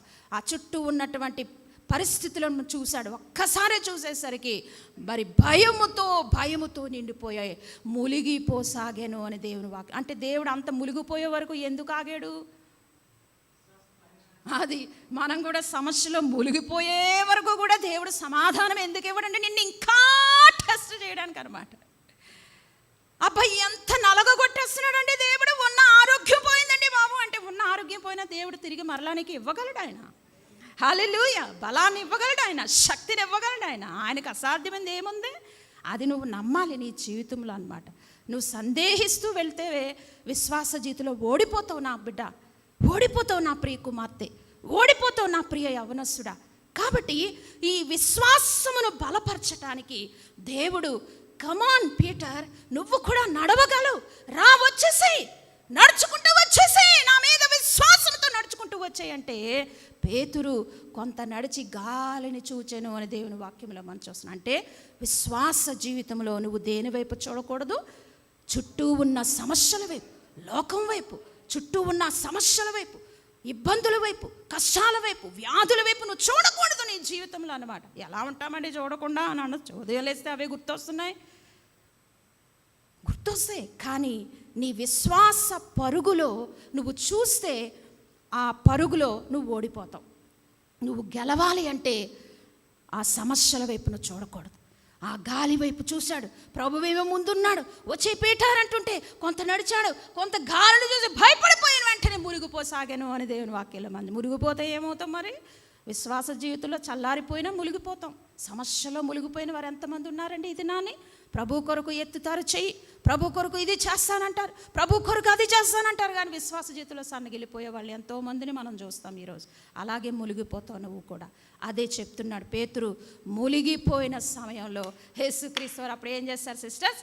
వెళ్ళి తన చేయి చాపి యేసుక్రీస్తు వారు పేతురును పట్టుకొని లేవనెత్తి అని దేవుని వాక్యం చేస్తున్నారు. హల్లెలూయా, హల్లెలూయా. నీవు సమస్యలలో ఇరుక్కుపోవటం దేవునికి ఇష్టం లేదు. సమస్యల్లో నువ్వు నడవాలని దేవుడు కోరుకుంటున్నాడు. కష్టములలో విశ్వాసముతో నడవాలని దేవుడు కోరుకుంటున్నాడు. బాధలలో నెమ్మది కలిగి దేవుని మీద విశ్వాసం ఉంచి ముందుకెళ్ళిపోవాలని దేవుడు కోరుకుంటున్నాడు. అది ఏ సమస్య అయినా, 100 సంవత్సరాలు అబ్రహాంకి బిడ్డలు ఇవ్వలేని స్థితి అయినా, ఎనీథింగ్, దేవునిలోను విశ్వాసములో బలపడడమే దేవుడి యొక్క ఉద్దేశం. ప్రియమైన దేవుని బిడ్డలారా, అది పేతురు జీవితంలో మనం చూస్తాం. వెంటనే ప్రభు చేయి చాపి అతని పట్టుకుని పైకి లేవనెత్తాడు. అలాగే మనలను కూడా ఆయన ఏం చేస్తాడండి? పైకి లేవనెత్తుతాడు. ప్రియులారా, కష్టాలు, ఒకవేళ సమస్యలు, ఇరుక్కుపోయిన పరిస్థితులు నువ్వు ఉన్నా ప్రభు యొక్క చిత్తం ఏమిటి తెలుసా? ఆయన వైపు చూడమని, ఆయనతో నడవమని, ఆయన చేయి పట్టుకోమని దేవుడు కోరుకుంటున్నాడు. కానీ మనం ఈ లోకం వైపు చూస్తాం, మనుషుల వైపు చూస్తాం, అక్కడికి వెళ్తాం, ఇక్కడికి వెళ్తాం, కష్టాలను చూసి భయపడిపోయి, దిగులు పడిపోయి ఉన్న విశ్వాసాన్ని పోగొట్టేసుకుంటాం. మనం వాక్యం చదవడం మానేస్తాం, ప్రార్థన చేయడం మానేస్తాం. ఎన్నాళ్ళు 24 గంటలు ప్రార్థన చేస్తాం, ఇంకా గంట కూడా ప్రార్థన మానేస్తాం. సో ఇలా చల్లారిపోతాం అన్నమాట. అది పేతురుకి దేవుడు నేర్పించాడు. పేతురు, ఎందుకయ్యా భయపడ్డావు? ఎందుకయ్యా గాలిని చూసావు? నేను రమ్మన్నాం కదా, నేను ఉన్నాను కదా, ముందున నడవచ్చు కదా. సో శిష్యులందరూ కూడా కళ్ళతో చూసేశారు పేతురు నడవడం. పేతురు కూడా కొంత నడిచేశాడు, కానీ గాలిని చూసి సమస్యలను చూసావా మునిగిపోతున్న విశ్వాస జీవితంలో. అది ప్రభు పేతురుకి నేర్పించాడండి. అక్కడ పేతురు యొక్క అవిశ్వాసాన్ని దేవుడు మరలా బలపరిచారనమాట. ప్రూవ్ చేయటానికి దేవుడు చెయ్యి పట్టి అతన్ని లేవనెత్తి, అక్కడ ఏమైనా అన్నారా సిస్టర్? వెంటనే యేసు చేయి చాపి అతనిని పట్టుకొని, అల్ప విశ్వాసి ఎందుకు సందేహపడతావు అని అతనితో చెప్పి, చాలు ప్రియమైన దేవుని బిడ్డారు. అది ఇప్పుడు మనం చెప్పేద్దాం, అసలైన పాయింట్కి వచ్చేసాం. ముందు అసలు పేతురికి ఏముంది బ్రదర్? అది అల్ప విశ్వాసం ఉంది. నీవే అయితే అనేటువంటి మాట దగ్గరే మనకు అర్థమైపోయింది. అంటే ఇది చదివే వరకు మీకు చెప్పకూడదని నేను అలాగా చెప్పుకుంటూ వచ్చాను. యేసుక్రీస్తు వారు ఖచ్చితంగా చెప్పేసా, పేతురు ఇంకా నీలో అల్ప విశ్వాసం ఉందయ్యా. నేను ఎదురుగా ఉన్నా సరే నువ్వు నడవలేకపోయావు, నేను రమ్మనగా కూడా నువ్వు రాలేకపోయావు, నేనే అని చెప్పినా కూడా నీవే అయితే మరలా నేను కూడా సముద్రం మీద నడుస్తాను అని అన్నావు. సరే అని ఓకే చేశాను, అయినా నడిచేవా? నడవలేదు. అలాగే మన విశ్వాసం కూడా ఈరోజు ఎక్కడ మునిగిపోయామండి? మనము ఎక్కడ విశ్వాసంలో సన్నగిల్లిపోయాం ప్రియులారా? ఎక్కడ మనము మన సమస్యలో మునిగిపోయామేమో ప్రభు ఈరోజు అంటున్నాడు, నా ప్రియ బిడ్డ, నేను నిన్ను బయట తీసుకొస్తా, నీ కష్టాలన్నీ నేను తీసుకొస్తా, నువ్వు నా వైపు చూడు, నా వైపు చూడు, నా చేయి పట్టుకో, నేను నిన్ను బలపరిచి ముందుకు లేపుతా, విశ్వాసిగా ఉండు, అవిశ్వాసిగా ఉండకు అని చెప్పారండి. వండర్ఫుల్. పేతురు జీవితాన్ని మీరు స్టడీ చేసుకుంటూ వెళ్ళిపోతే ఇలాంటి మంచి విషయాల్ని యేసుక్రీస్తు వారు తాను ఇంకా చివరికి సిలువకు వెళ్ళేటువంటి ఆ టైంకి వచ్చేసరికి 1 by 1 ఆయన స్ట్రెంథన్ చేసుకుంటూ వచ్చేసారు ప్రియులారా. ఓకే, మరొక సందర్భాన్ని నేను మీకు జ్ఞాపకం చేస్తాను. ఓకేనా? మరొక సందర్భాన్ని కూడా మనం చూద్దాం. చూడండి, 16వ అధ్యాయము మత్తయి సువార్త 16వ అధ్యాయము 14 నుంచి చూడండి సిస్టర్.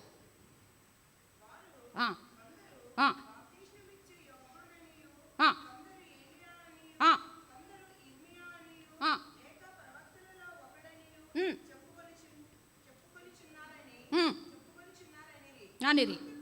అందుకాయన, మీరైతే నేను ఎవరినని చెప్పుకొనుచున్నారని వారిని అడిగాను.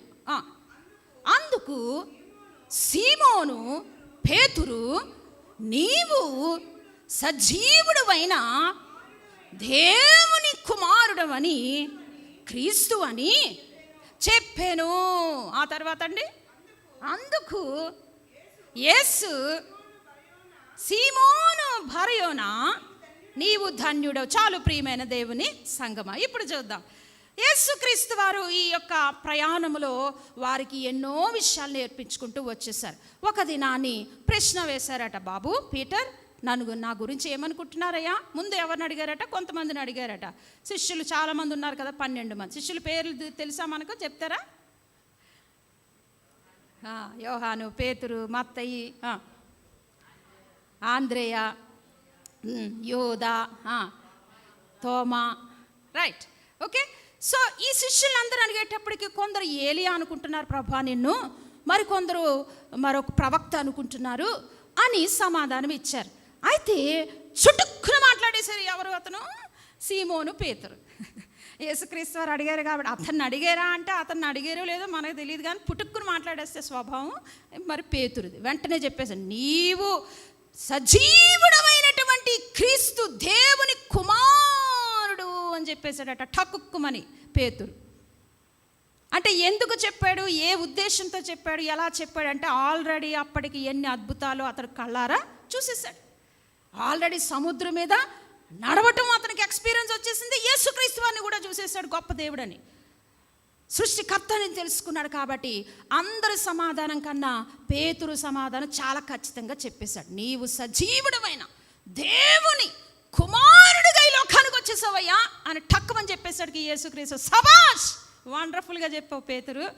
ఇప్పుడు చాలా బాగుంది నీ విశ్వాసం అని అభినందించడం కూడా మనం చూస్తాం. కింద వచనాలు మీరు స్టడీ చేస్తే చాలా వండర్ఫుల్గా అభినందిస్తారు. అభినందించడం ఎలాగంటే చాలా చక్కగా అభినందిస్తారు. ఇంత అభినందించేసే టైంకి ఒకసారి అదే సందర్భంలో యేసుక్రీస్తు వారు ఏం మాట్లాడతారో చూడండి.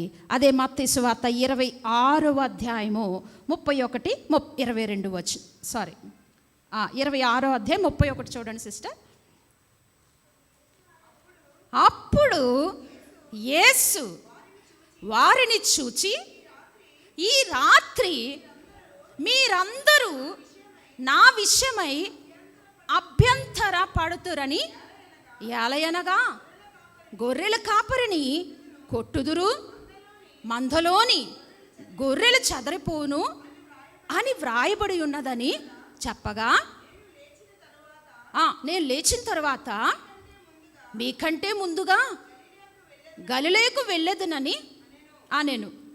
అందుకు పేతురు ఈ విషయమై నీ విషయమై అందరూ అభ్యంతర పడినను నేను మాత్రం ఎప్పుడును అభ్యంతర పడనని ఆయనతో చెప్పాను. చాలు ప్రియమైన దేవుని బిడ్డలారా, ఎందుకు పేతురు గురించి విషయాలు మనం స్టడీ చేస్తున్నామంటే, యేసుక్రీస్తు వారితోటే ఇన్ని సంవత్సరాలు ఉన్నప్పటికీ పేతురు యొక్క విశ్వాసం ఎలా బలహీనపడిందో, ఆ బలహీనపడిన విశ్వాసాన్ని దేవుడు టైం టు టైం ఎలా బలపరిచాడో మనం నేర్చుకుంటున్నాం. ఎందుకునంటే మన విశ్వాసం కూడా బలంగా ఉండాలి.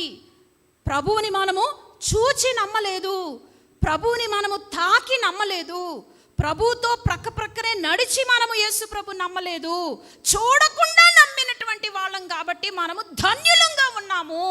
ఆ ధన్యత ఏమిటంటే విశ్వాసములో నీ పరుగు బలముగా ముందుకెళ్ళిపోవాలి, సన్నగిల్లిపోకూడదు. యేసుతోటే ఉంటూ పేతురు నీవే అయితే నేను కూడా నడుస్తానని చెప్పి కూడా మునిగిపోయాడు. మునిగిపోయిన పేతురుని బలపరిచాడు. ఒక దినమున యేసుక్రీస్తు నేను ఎవరినని అనుకుంటున్నారయ్యా అంటే, నీవు సజీవుడమైన దేవుని కుమారుడు అని అన్నాడు. ఇప్పుడు చూద్దాం. ఇప్పుడు ఒక దినాన్ని యేసుక్రీస్తు వారు, బాబు ఇక కొద్ది దినాల్లో నేను మందను కొడతారు అంటే మిమ్మల్ని అందరికీ శ్రమ వస్తుంది, మిమ్మల్ని అందరినీ యూదులు పట్టుకొని తీసుకుపోతారు. ఎందుకంటే నన్నే చంపేయడానికి ఉన్నారు వాళ్ళు రెడీగా, నన్నే పట్టుకొని సిలువేసేస్తారు వాళ్ళు, కాబట్టి జాగ్రత్తగా ఉండండి, కాబట్టి మీరు అందరూ అభ్యంతర పడతారయ్యా అని చెప్తే వెంటనే చుటుక్కుని మాట్లాడేశాడు అక్కడ కూడా. ఏమని? ప్రభువా, అందరూ అభ్యంతర పడిపోయినా, అందరూ గందరగోళమైపోయి పారిపోయినా నిన్ను విడిచిపెట్టేసి నేను మాత్రం అభ్యంతర పడనంటే పడను అని చెప్పేశాడు. ప్రియమైనటువంటి దేవుని బిడ్డ, మనం కూడా అంతే కదా. ప్రభువుకి ఎన్నో మాటలు ఇచ్చేస్తాం. దేవా, ఈ ఉజ్జీవకుడికి వెళ్ళగానే ఉజ్జీవింపబడిపోయి ఉజ్జీవంలో ఏదో తన్మయమైపోయి ఏం చేస్తాం? ప్రభువా, దర్శన భాగం అంతా నీకే ప్రభు అంటాం. ప్రభువా, నా జీవితం అంతా నీకేనయ్యా అంటాం. ఆ నెక్స్ట్ ఆదివారమే ఎవరో పిక్నిక్ పిలుస్తారు. దేవుని సన్నిధి లేదు, ఏమీ లేదు, పిక్నిక్ అనుకొని వెళ్ళిపోతాం. మరి ఏమైంది? ప్రభుకి నీవు ఇచ్చిన మాట, ఇచ్చిన ఆ విశ్వాసము నువ్వు నిలబెట్టుకోవాలన్నమాట. ఇక్కడ పేతురు యేసుక్రీస్తు వారు అంత చక్కగా చెప్తుంటే, ఆ ప్రవచనాన్ని అక్కడ జ్ఞాపకం చేస్తుంటే, మందను చెరిపివేస్తారు, మీరు చదిరిపోతారయ్యా, అందరూ అభ్యంతర పడిపోయి నన్ను వదిలిపెట్టే సమయం వచ్చేస్తుందయ్యా. నో, నిన్ను పెట్టనంటే పెట్టను, నేను మాత్రం అభ్యంతర పడనంటే పడనని చెప్పేశాడండి. అంటే పేతురు ఉద్దేశం ఏంటి? ప్రేమతో చెప్తున్నాడా, ధైర్యంతో చెప్తున్నాడా? ప్రభు ఒక ప్రవచనాలు జ్ఞాపకం చేస్తున్నా సరే పేతురు ఏమంటున్నాడంటే, లేదు ప్రభువా, నేను మాత్రం అభ్యంతర పడనంటే పడనని చెప్పేశాడండి. కాబట్టి ఈరోజు ప్రభుకి మాట ఇస్తాం, కానీ అభ్యంతర పడన అన్నాడు. కానీ ఏమైందో చూడండి. ఇంకొన్ని వచనాలు, 2 వచనాలు చెప్పేసి ముగిచ్చేస్తా. మత్తయి సువార్త 26వ అధ్యాయం 69 నుంచి 75 వచనాలు. మత్తయి సువార్త 26వ అధ్యాయము 69 నుంచి 75th వర్స్ అండి. పేతురు వెలుపటి ముంగిట కూర్చుని ఉండగా ఒక చిన్నది అతని యొద్దకు వచ్చి, నీవు గలిలయుడవగు యేసుతో కూడా ఉంటివని నేను. అందుకతడు, నేను ఉండలేదు, నీవు చెప్పు సంగతి నాకు తెలియదు, అందరి ఎదుట చాలు ప్రియమైనటువంటి దేవుని బిడ్డలారా. హల్లెలూయా.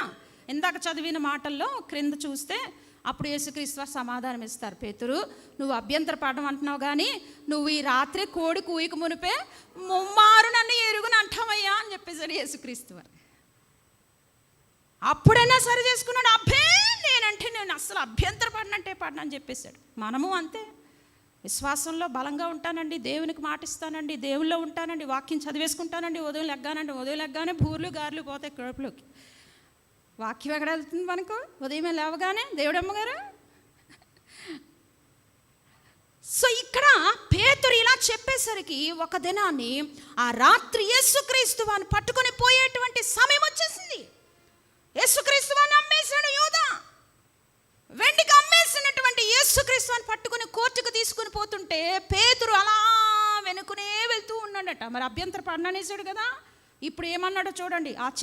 ఒక చిన్నది చలిమంట కాసుకుంటుంటే, ఓయ్ నువ్వు ఆ గలిలయులతో ఉన్నవాడు నువ్వు నాకు తెలుసు, నువ్వు పేతురువే అంటే అబ్బబ్బబ్బే నేను కాదంటే కాదని అనేసాడు. చూసారా? అబ్బే అసలు నేను ఎవరునో అతను ఎవరో నాకు తెలియదు. మరి ఒకప్పుడు ఏమన్నాడు? సజీవుడమైన దేవుని కుమారుడు అని చెప్పాడు. మనం కూడా అంతే ప్రియులారా. ఈరోజు నీ విశ్వాసాన్ని ఎలా ఉందో చెక్ చేసుకోమంటున్నాడు దేవుడు. నేను కూడా అంతే. ఒక దినాన్ని దేవునికి మాట ఇచ్చాను, ప్రభువా నేను ప్రేమిస్తానయ్యా అని. ఎన్నో మార్లు దేవునికి దూరం అయ్యానేమో, ఎన్నో మార్లు భయపడ్డాను సమస్యలు చూసి, ఎన్నో మార్లు కష్టాలను చూసి తట్టుకోలేకపోయా, సమస్యలు చూసి సేవ వద్దు అనుకున్నా, సమస్యలు చూసి పరిగెట్టుకుని వెళ్ళిపోదాం అనుకున్నా, సమస్యలు చూసి వద్దయ్యా నీ సేవ ఎంత కష్టమా అని అనుకున్నా. కానీ దేవుడు మరలా మన విశ్వాసాన్ని ఆయన ఏం చేస్తాడండి? బలపరుస్తాడు. ఆయన తిరిగి తప్పిపోతున్న మనల్ని తిరిగి ఆయన దగ్గర తెచ్చుకుంటాడు. అది ఆయన ప్రేమ.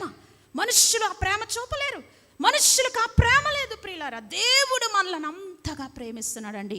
ఇంతగా పేతురు దగ్గరకు వచ్చి, పేతురు నువ్వు నన్ను ఎరుగునంటావయ్యా ముమ్మారు అని చెప్పినప్పటికీ పేతురు లేదు అనుకున్నాడు. అయితే ఒక దినం వచ్చేసింది, పేతురుని ఏమంటున్నాడండి? నేను అంటే నాకెవరో తెలియదయ్యా అనేసాడు. సెకండ్ అక్కడ కింద వచనాలు ఉన్నాయి సిస్టర్, అది కూడా చదవండి. అది చదివేసి మనం ముగిచ్చేసుకోండి. ఇందాక చదివిన దగ్గర చదవండి. 26, 69 కింద నుంచి.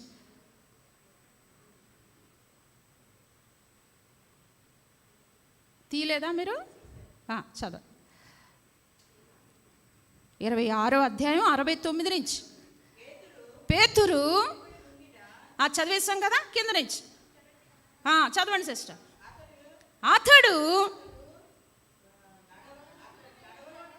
నడవలోనికి వెళ్ళిన తర్వాత మరొక చిన్నది అతని చూచి, నీవును వీడును నజరేయుడైన యేసుతో కూడా ఉండేనని అక్కడి వారితో చెప్పగా, అతడు ఒట్టు పెట్టుకొని నేను ఉండలేదు, ఆ మనుష్యుని నేను ఎరుగను అని మరలా చెప్పి సెకండ్ టైం. ప్రియులారా చూడండి ఎంత ఘోరాతి ఘోరంగా ఉందో పేతురు యొక్క అవిశ్వాసపు జీవితం అన్నమాట. పేతురుకి దేవుడు ఎన్ని తెలియజేశాడు, ఎన్నో విషయాలు కళ్ళ ముందే చూచిన పేతురే ఇక్కడ విశ్వాసంలో సన్నగిల్లిపోతున్నాడు. ఆ మనుష్యుడు ఎవరో నాకు తెలియదని చెప్తున్నాను కదా, ఒట్టు పెట్టుకుంటున్నా, అసలు నాకు తెలియదంటే తెలియదు ఆ మనుష్యుడు అని చెప్పేసి. అంటే యూదులకు భయపడిపోయి, అక్కడ ఉన్న వారికి భయపడిపోయి చెప్పాడా, లేకపోతే యేసుక్రీస్తును సజీవుడమైన దేవుని కుమారుడు అని చెప్పేసి కూడా అలా చెప్పాడు. ఇంకా మూడవసారి చూడండి సిస్టర్ కిందకి.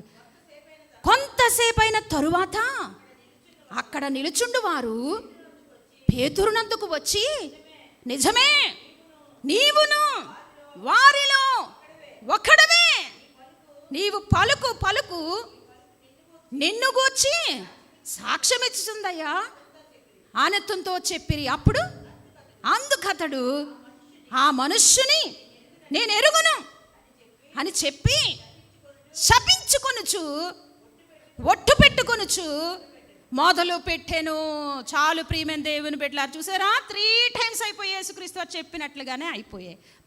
పేతురు 3 సార్లు అబద్ధం ఆడాడు. మనం ఎన్నిసార్లు అబద్ధం ఆడామండి, ఎన్నిసార్లు తప్పిపోయాం ప్రియులారా, ఎన్నిసార్లు దేవునికి మాటిచ్చి ఫెయిల్ అయిపోయామండి. కాబట్టి ఈరోజు సంఘాన్ని దేవుడు బలపరుస్తున్నాడు. నీ మాట అవునంటే అవును, కాదంటే కాదు. నువ్వు దేవునికి మాటిస్తే ఎప్పుడు వెనుతిరగకూడదు, దేవునికి మాటిస్తే తప్పిపోకూడదు, దేవునికి మాట ఇస్తే మాట మీద నిలబడాలి. దేవునికి ఒక మాట ఇచ్చావంటే ఆ మాట నువ్వు నెరవేర్చుకోవాలి. నీ జీవితంలో ప్రాణము పోయేంత వరకు కూడా ప్రభు కొరకు వెనుతిరగకుండా ముందుకు వెళ్ళిపోవాలి. అది సత్తా కలిగిన జీవితం అంటే ప్రియులారా. కాబట్టి పేతురు ముమ్మారు అబద్ధం ఆడేశాడు. టైం అని కోడి కూసేసింది అక్కడ. యేసుక్రీస్తు చెప్పినట్టుగా కోడి పైకి కూసేసింది. అప్పుడు ఏమైందో చూడండి, చదవండి, చదువుకొని ముగించేసుకుందాం మనం. వెంటనే పేతురు వెంటనే కోడి కూసెను కనుక కోడి కూయక మునుపు నీవు నన్ను ముమ్మారు ఎరుగనని చెప్పెదవని యేసు అతనితో ఆనిన మాట పేతురుకు జ్ఞాపకం వచ్చి వెలుపలికి పోయి సంతాపపడి ఏడ్చెను. చాలు ప్రియమైనటువంటి దేవుని బిడ్డలారా, చూసారా, సంతాపపడి ఏడ్చాడట. అయ్యో, మనమంతే కదా, తప్పు చేసాక ఏం చేస్తామండి, అబద్ధం ఆడేస్తాం ఆ టైంకి. కానీ వెళ్ళాక గుండెలో బాధ. పేతురు కూడా అలాగే ప్రభుతో అబద్ధం ఆడేశాడు. ఆ మనుషు నేను ఎరగనంటే ఎరగనని చెప్పాను కదా అన్నాడు. శపించకుండా మొదలు పెట్టేసుకున్నాడట, ఒట్టు పెట్టేసుకుంటున్నాడట. ఏసంటే నాకు తెలీదయ్యా, ఆ మనుషు నేను ఎప్పుడు చూడలేదయ్యా అనేసాడట. ఎంత ఘోరం! ఒకప్పుడు సముద్రం మీద నడిచేశాడు, ఒకప్పుడు రొట్టెలు మాంసం తినేశాడు, ఒకప్పుడు ద్రాక్షారసం తాగేశాడు, ఒకప్పుడు సముద్రం మీద నడిచేశాడు, ఒకప్పుడేమో నువ్వు సజీవుడమైన దేవుని కుమారుడు అయ్యా అనేసి ఇప్పుడు ముమ్మారు అబద్ధం ఆడేసిన తర్వాత, కోడి కూసిన తర్వాత అప్పుడు యేసుక్రీస్తు పలికిన మాటలు గుర్తుకొచ్చాయి. మనకు కూడా అంతే కదా, వాక్యం చదివేటప్పుడు గుర్తుకొస్తే మనకు, అయ్యో నేను మాట ఇచ్చాను కదా ప్రభుకి, మాట చేయలేకపోయానని బాధపడి పేతురు కూడా సంతాపపడి ఏడ్చుచూ అక్కడ ప్రభుని తీసుకుని పోయారు అన్యాయంగా శిక్ష వేయడానికి. ఇక్కడ పేతురేమో అబద్ధం ఆడేసి భయంకరంగా సంతాపపడి దుఃఖంలోకి పోయాడటండి. దుఃఖముతో ఏడుస్తూ ఉన్నాడట. అంతే కదా, ప్రభు దగ్గర నీ విశ్వాసాన్ని నువ్వు కాపాడుకోవాలి. ప్రభుతో ఒక మాట ఇచ్చావంటే మాట మీద నిలబడే జీవితం ఉండాలి. వాళ్ళు చూసి నమ్మారు, మనము చూడకుండా నమ్మాం. కాబట్టి చూడకుండా నమ్మిన నా ప్రియ సంఘమా, ఈరోజు మన విశ్వాసాన్ని దేవుడు చెక్ చేయాలనుకున్నాడు. అందుకే విశ్వాసానికి ఏముందని చూసాము, టెస్ట్ ఉంటుంది. విశ్వాసానికి ఏముందని చూసాము, పేషెన్స్ ఉంటుంది. విశ్వాసానికి ఏముందని చూసాము, నిరీక్షణ ఉంటుంది. సజీవుడమైన దేవుని కుమారుడు అన్నటువంటి పేతురు అక్కడ దేవుని ఎరుగునంటే ఎరుగును అని మాట్లాడేశాడు. అందుకే యేసుక్రీస్తు వారు ఆ క్రింద ఒక మాట చెప్పడం మనం చూస్తాం. ఎక్కడంటే ఇందాక చదువుకున్నాం కదా సిస్టర్, ఆ మాట చూపించేసి ముగిస్తాను. మత్తయి సువార్త 26వ అధ్యాయం 31, 32 వచనాల కింద చూడండి. తన ప్రాణమును ప్రేమించువాడు దాన్ని పోగొట్టుకుని అనే మాట ఉంటుంది. సిలువను ఎత్తుకుని నన్ను వెంబడించమనే మాట ఉంటుంది. అది చదివేస్తే నేను ముగిచ్చేస్తాను. ఎవడెన్నో నన్ను వెంబడింపగోరిని అల్లా ఆ మాట ఉంటుంది, ఆ కింద వచనాల్లో ఉంటుంది. ఓకేనండి, కనిపించిందా సిస్టర్? మత్తయి 26, 31, 32 లేకపోతే 16వ అధ్యాయము కింద వచనాలు అనుకుంటే 24వ వచనం చూడండి.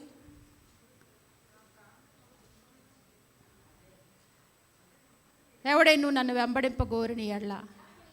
అప్పుడు యేసు తన శిష్యులను చూచి, ఎవడైనను నన్ను చూచి నన్ను వెంబడింపగోరిని ఎడల తన్ను తాను ఉపేక్షించుకొని తన సిలువను ఎత్తుకొని నన్ను వెంబడింపవలెనని. చదవండి సిస్టర్, అది కూడా ఇంపార్టెంటే. తన ప్రాణమును రక్షించుకొను గోరువాడు దానిని పోగొట్టుకొనును, తన నా నిమిత్తము తన ప్రాణమును పోగొట్టుకొనువాడు దానిని దక్కించుకొనునని. ఒక మనుష్యుడు లోకమంతయు సంపాదించుకొని తన ప్రాణాన్ని పోగొట్టుకుంటే అతనికి ఏమి ప్రయోజనము? ఒక మనుష్యుడు తన ప్రాణమునకు ప్రతిగా ఏమి ఇయ్యగలడు? చాలు ప్రియమైన దేవుని బిడ్డలారా, ఇది ఎందుకు చదివించానంటే ఇంకా ఫైనల్ ఎండింగ్ ఏమిటి మనం నేర్చుకున్నాం. యేసుక్రీస్తు వారితో ఉన్న శిష్యుడైన పేతురు తన విశ్వాసం ఎలా పడిపోయిందో మనం చూసాం. ఎలా బలహీనపడ్డాడో చూసాం. ఎలా ప్రభుతో ఉంటూనే, ప్రభు దగ్గర అద్భుతాలు చూస్తూనే పడిపోయాడు. మనం కూడా అంతే. మన విశ్వాసం కూడా ఎన్నో 40 దినాలు పాటించేసాం, ఎన్నో గుడ్ ఫ్రైడేలు చేసాం, ఎన్నో ఈస్టర్లు చేసేసాం, ఎన్నో క్రిస్మస్లు చేసాం, కానీ ఉన్న అసూయ పోలేదు మనలో. మరి దీన్ని ఏమంటారు? నీలో ఉన్న కోపం అనే బలహీనత పోలేదు. నీలో ఇంకా సినిమాల పిచ్చి పోలేదు. నీలో ఇంకా అబద్ధముల పిచ్చి పోలేదు. నీలో ఇంకా ద్వేషం పోలేదు. నీలో ఇంకా సహనము రాలేదు. మరి ఏమనుకోవాలి?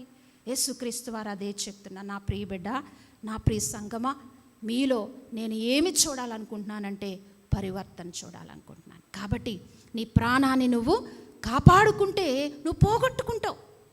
ప్రభు కొరకు ఈ సుఖాలను వెంబడించేసుకుంటే అది నీ ప్రాణం పోగొట్టుకుంటావు. కానీ నా కొరకు నువ్వు సుఖాలను విడిచిపెడితే, నా కొరకు నువ్వు కష్టాన్ని ఎంచుకుంటే, నా కొరకు నువ్వు సిలువను ఎత్తుకుని నువ్వు నన్ను వెంబడిస్తే, నీ జీవితంలో నిన్ను నీవు ఉపేక్షించుకుని నా సిలువని ఎత్తుకుని ఎవరైతే నన్ను వెంబడిస్తారో, అంటే దాని అర్థం ఏంటండి? Wonderful meaning.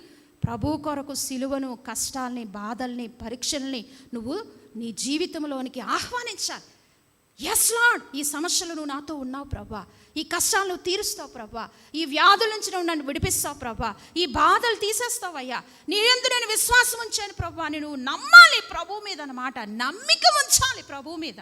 అది ఇక్కడ చదువుకుంటున్నాం. కాబట్టి పేతురు ప్రాణం కొరకు ఏం చేశాడంటే ప్రభువుని అబద్ధం ఆడేశాడు. నేను ఎరుగునంటే ఎరుగునయ్యా, నీకేం తెలుసు, నేను శిష్యుని కాదు, నేను లేను అసలు అతనితో, అసలు ఎవరంటే నాకు తెలియదు అంతే అని చెప్పేశాడు. అప్పుడు యేసుక్రీస్తు వారు పై వచనాలు చూస్తే, తన ప్రాణాన్ని, నా నిమిత్తము తన ప్రాణాన్ని పోగొట్టుకుంటే వాడు దక్కించుకొను. అంటే అర్థమేంటి? ప్రభు కొరకు నువ్వు ఏ కష్టం వచ్చినా, ఏ బాధ వచ్చినా, ఏ వ్యాధి వచ్చినా నువ్వు సహిస్తే దేవుడు నిన్ను, నీ ప్రాణాన్ని డైరెక్ట్గా నిత్య జీవంలోనికి చేర్చుకుంటాడు. శ్రమలను చూసి, కష్టాలను చూసి విశ్వాసాన్ని పోగొట్టుకొని లోకములో కలిసిపోయి అటు ఇటు తిరిగి విశ్వాస యాత్రలో సన్నగిలిపోయి భక్తి అంటే పోయి భయము లేకుండా జీవిస్తే ఉన్న పాలన పోతాం, ఎక్కడికో డైరెక్ట్గా పోతాం, ఎక్కడికో నిత్య నరకానికి పోతావు. అదే యేసుక్రీస్తు వారు చెప్పాడు. నీకు ప్రాణాన్ని పోగొట్టుకుంటే నా నిమిత్తం దక్కించుకుంటావు.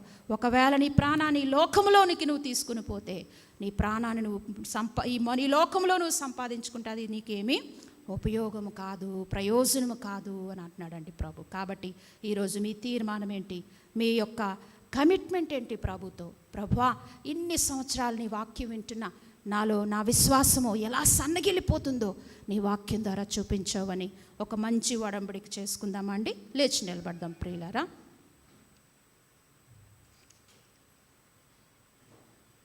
ప్రార్థన చేసుకుని ముగించుకుందామండి. ప్రభుతో చెప్దాం ప్రియులారా. మన విశ్వాసాన్ని బలపరచాలనే దేవుడు ఎప్పుడూ కూడా కోరుకుంటాడండి.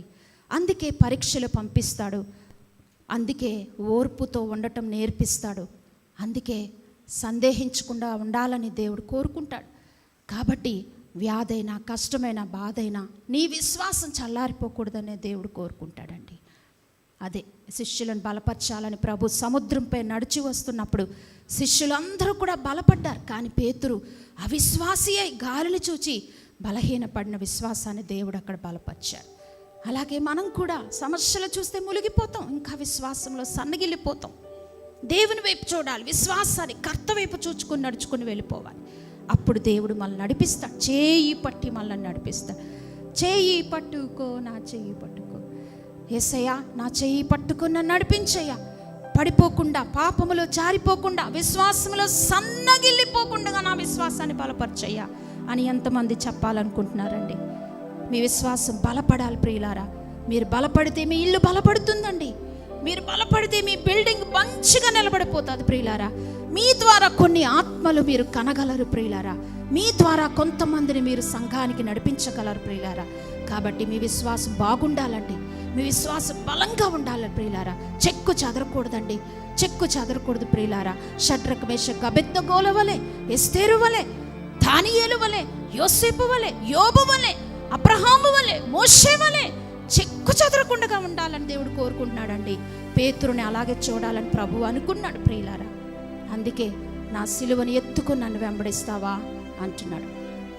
అవునయ్యా, నన్ను నేను ఉపేక్షించుకుంటానయ్యా. ఈ లోకములో ఒక మనుష్యుడు ఎన్ని సంపాదించినా నిన్ను సంపాదించుకోలేడయ్యా. నిన్ను సంపాదించుకోవాలంటే లోకాన్ని మేము ద్వేషించాలి, లోకాన్ని విడిచిపెట్టాలి. ప్రభువా, నీ సిలువను మేము ఎత్తుకోవాలయ్యా, ఎత్తుకొని నడవాలి ప్రభా. చెప్దామండి ప్రభుతో. చేయి పట్టుకో, నా చేయి పట్టుకో, పారిపోకుండా